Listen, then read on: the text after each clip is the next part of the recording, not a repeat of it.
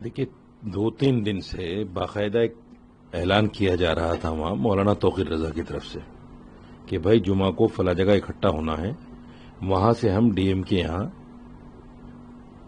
دینے کے لیے میمورنڈم دینے کے لیے جائیں گے۔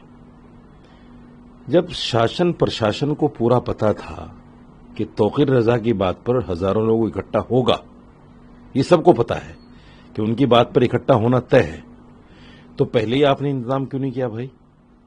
آپ جمعے سے پہلے تمام مسجدوں میں ایک تو پولیس تعینات کراتے اور یہ اعلان کراتے کہ یہاں اکٹھا ہو کر یہاں کسی طرح کا ایجیٹیشن کرنے کی ضرورت نہیں ہے، آپ کو میمورنڈم دینا ہے، یہاں سے سیدھا نکلو اور ڈی ایم کو میمورنڈم دے دو، بات ختم ہو گئی۔ یہ سب موقع دیا گیا، اس کو سمجھیے گا آپ۔ توقیر رضا کو کہاں ہے، توقیر رضا کہاں نہیں ہے، ایجنسیوں کو تو پتا ہے، لیکن عام آدمی کو پتا نہیں کہ توقیر رضا ہے کہاں۔ پولیس بھی کہہ رہی ہے اتا پتا نہیں ہے۔ ایسا کیسے ہو سکتا ہے کہ اس کا اتا پتا نہیں ہے؟ ایسا کیسے ہو سکتا ہے کہ دیش کی ایجنسیوں کے سامنے ایک آدمی لاپتا ہو جائے اور اس کا پتہ ہی نہ ہو؟ یہ سب کچھ دیکھیے سوچی سمجھی سازش ہے۔ میں آپ کو ایک ادھارن دیتا ہوں۔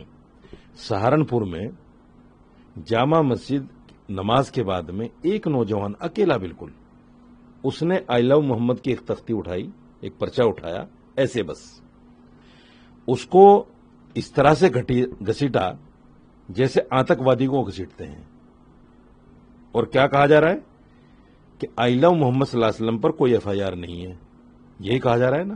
میں آپ کو ایک ویڈیو دکھاتا ہوں، اس کو دیکھیے گا۔ یہ دیکھیے، یہ اکیلا نوجوان، بالکل اکیلا، وہ بتا رہا ہے، وہ بول بھی رہا ہے کہ محمد سے محبت کرنا کوئی جرم نہیں ہے اور نہ کوئی میرا ایجیٹیشن ہے، نہ میں نے کسی کو یہاں بلایا، میں تو اکیلا کر رہا ہوں، لیکن پکڑ لیا۔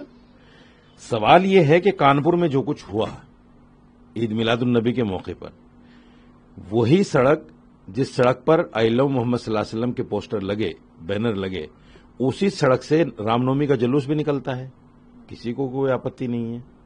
اگر اسی سڑک پر آئی لو محمد صلی اللہ علیہ وسلم کے پوسٹر بینر لگ گئے تو کچھ دنگائیوں نے آ کر وہاں کہا سنی کی، مسلمان بچوں سے ان کی جھڑپ ہوئی۔ اس جھڑپ کے بعد میں کیا شاشن پرشاشن کو یہ معاملہ شانت نہیں کرنا تھا؟ شانت کرنا تھا۔ مسلمان بچوں کو پکڑ لیا گیا۔ آپ 10 دن کے بعد جب پورے دیش میں آگ لگ گئی آئی لو محمد صلی اللہ علیہ وسلم کے نام پر، اور میڈیا، سوشل میڈیا نے یہ کہہ دیا کہ کانپور میں مسلمان بچوں کے خلاف ایف آئی آر ہو گئی، آپ نے کیا ان میڈیا ہاؤسز کو نوٹس دیا جنہوں نے جھوٹی خبر پھیلائی کہ کانپور میں ایف آئی آر درج ہو گئی؟ حالانکہ کانپور میں ایف آئی آر ہوئی 17 ستمبر میں، یہ معاملہ ہے 5 ستمبر کا۔ تو یہ 10-11 جو دن ہیں، 12 دن، ان میں آپ نے کس کے خلاف کارروائی کی؟ یہ جو ساری دنیا میں خبر پھیل گئی اور ہر جگہ ایجیٹیشن ہونے لگا۔ کل تک کی جو میرے پاس اے پی سی آر کی رپورٹ ہے، 1324 مسلمان بچے گرفتار کر لیے گئے، 38 ایف آئی آر ہیں۔ آپ کہہ رہے ہیں ہم نے آئی لو محمد پر ایف آئی آر ہی نہیں کی؟ پھر کس پر ایف آئی آر کی ہے؟ کس وجہ پر ایف آئی آر کی ہے؟ آج بریلی میں جو کچھ ہوا، بریلی میں جن بچوں کے اوپر لاٹھی چارج ہوا، کسی ایک بچے نے پتھر مارا، وہ پتھر مارنے کی ویڈیو پتہ نہیں کہاں سے جوائنٹ کر دی گئی ساتھ میں، سمجھ ہی نہیں آ رہا ہے۔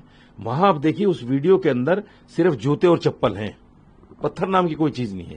وہ بچے وہاں کھڑے ہیں، آئی لو محمد کہہ رہے ہیں، اپنا ایجیٹیشن درج کرا رہے ہیں، اور وہاں پر جو ہے لاٹھی چارج ہو گیا، بچے جوتے چھوڑ کے بھاگے۔ سوال یہ ہے کہ شاشن پرشاشن کہاں ہے؟ شاشن پرشاشن کہاں ہے؟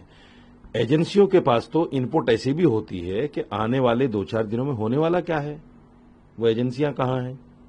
یہ ایک بہت بڑا سوال ہے۔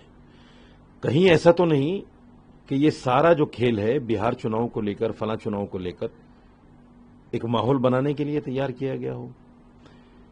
دوسری بات، آئی لو محمد صلی اللہ علیہ وسلم کو لے کر ایجیٹیشن چل رہا ہے، آپ نے دوسرے طرف سے بھی لوگوں کو کھڑا کر دیا آئی لو مہادیو لے کر۔ یہ ریس نہیں ہے، یہ آگ میں تیل ڈالنے والا کام نہیں ہے۔ ان لوگوں کو پہلے پتا نہیں کہ مہادیو سے ہم لو کرتے ہیں، آج ہی پتا چلا ہے جب آئی لو محمد صلی اللہ علیہ وسلم سامنے آ گیا۔ تو یہ دیش کو جلانے کی سازش ہے، اور شاشن پرشاشن کو کڑی نظر رکھ کر میں تو ہاتھ جوڑ کر کہتا ہوں اس دیش کو جلانے سے بچا لو.